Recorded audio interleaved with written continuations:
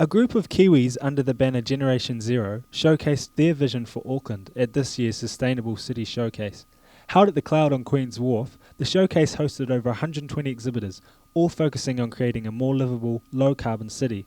Generation Zero has worked to get young people to vote in this year's local body election. They've also developed a public transport plan for Auckland called the Congestion Free Network. Te Waha Nui chatted with Niko Elsen, a member of Generation Zero's Auckland strategy team. So, Niko, voter turnout has been decreasing over the last few election cycles. What is Generation Zero doing to increase voter numbers out there? Yeah, so what we pretty much did, it was a nationwide effort to really try and make it clear for people that they do have choices in local elections, and that local candidates, even though they're so boring at times, actually have really exciting decisions to make about our cities in particular.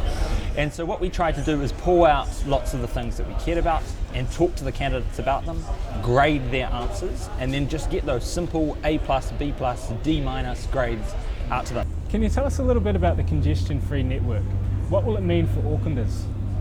Yeah, so what the Congestion Free Network was that there's this really big, boring council plan called the Integrated Transport Plan.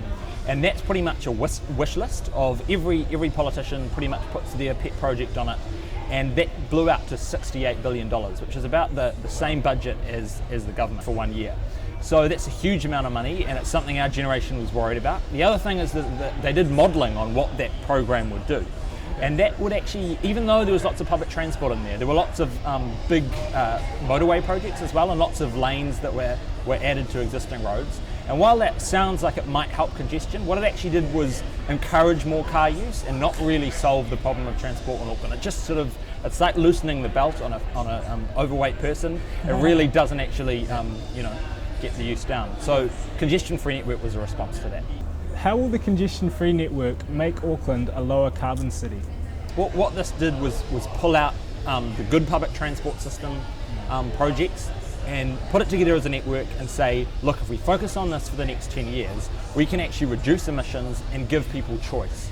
And that was the really key thing, that we don't want to force people into using public transport, but we want it to be that good that it's just the thing that everyone uses to get around.